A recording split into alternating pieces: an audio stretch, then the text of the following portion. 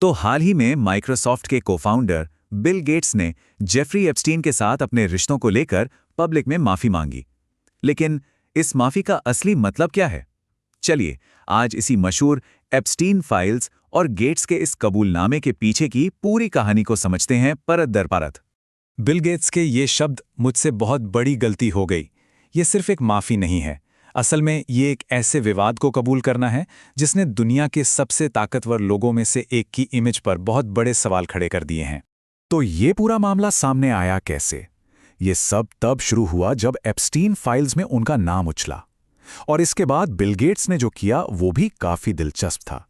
उन्होंने कोई press conference नहीं की, बल्कि सीधे अपने फाउंडेशन के कर्मचारियों के साथ एक टाउन हॉल मीटिंग में अपनी गलती मानी। ये माफ़ी असल में उन डॉक्यूमेंट्स और तस्वीरों के जवाब में आई जिनसे पता चला कि गेट्स और एप्स्टीन के बीच कई बार मुलाकातें हुई थीं। इन खुलासों ने सिर्फ उनकी दोस्ती पर ही नहीं, बल्कि गेट्स की पर्सनल लाइफ में एप्स्टीन के रोल पर भी बहुत गंभीर सवाल खड़े कर दिए थे। अब गेट्स और इस कहानी को ठीक से समझने के लिए हमें पहले उस शख्स को समझना होगा जो इस पूरे स्कैंडल के सेंटर में है, जेफरी एप्स्टीन। आखिर ये था कौन?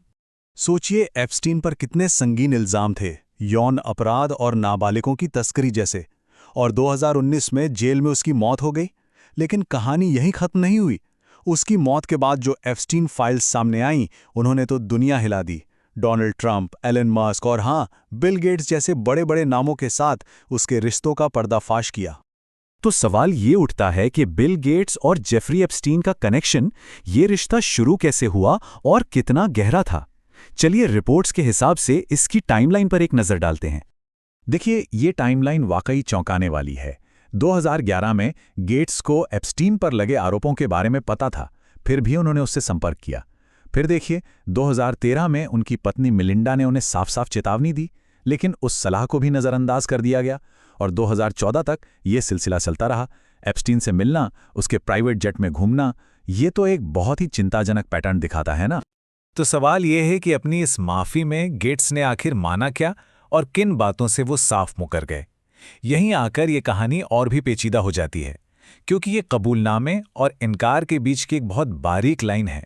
तो देखिए, एक तरफ उन्होंने माना कि हाँ, वो एप्स्टीन से मिले थे, मिलिंडा की चेतावनी को भी नज़रअंदाज किया और 2 रूसी महिलाओं के साथ उनके संबंध थे।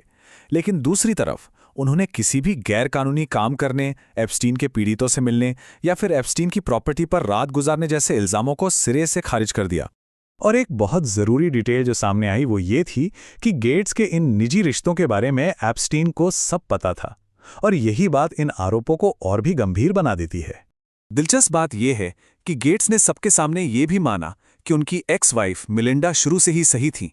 उन्होंने कहा कि मिलिंडा को एप्स्टीन पर हमेशा शक था, जो उनके खुद के फैसले पर एक बहुत बड़ी टिप्पणी है। लेकिन शायद जो सबसे बड़ी बात उन्होंने कबूल की वो ये थी कि उनके जैसे सम्मानित इंसान के साथ जुड़ने से जेफरी एप्स्टीन जैसे एक दोषी अपराधी को एक तरह की, कह सकते हैं, एक विश्वसनीयता मिल गई। उनकी दोस्ती ने एप्स्टीन को एक सामाजिक कवच दे दिया था। तो इस माफी के बाद अब सवाल ये उठता है कि इसके नतीजे क्या होंगे, और वो कौन से सवाल हैं जिनके जवाब अभी भी बाकी हैं। अच्छा, गेट्स ने अपने बचाव में एक बात और कही। उन्होंने कहा कि एप्स्टीन के साथ मुलाकातों में दूसरे बड़े और प्रतिष्ठित लोग भी होते थे, जिस वजह से उन्हें उस वक्त वो सब नॉर्मल लगा।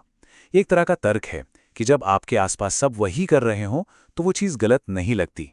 तो कुल मिलाकर इस माफी से जो बड़ी बातें निकल कर आईं वो ये हैं कि उनकी संस्था की इमेज को नुकसान पहुंचा, वो खुद एप्स्टीन का बैकग्राउंड चेक करने में नाकाम रहे, और हाँ, उन्होंने इस बात की जिम्मेदारी ली कि उन्होंने ही एप्स्टीन को फाउंडेशन के अधिकारियों से मिलवाया था।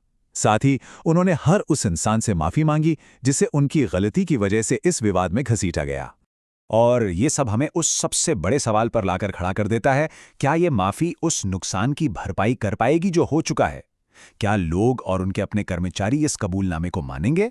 ये विश्लेषण हमें एक बात याद दिलाता है कि बिल गेट्स की कहानी इस बहुत बड़े स्कैंडल का सिर्फ एक हिस्सा है। एप्स्टीन की कहानी अभी खत्म नहीं हुई है, और ये जो फाइलें हैं ना, ये दुनिया भर के कई ताकतवर लोगों के लिए एक लगातार बना रहने वाला सिरदर्द हैं।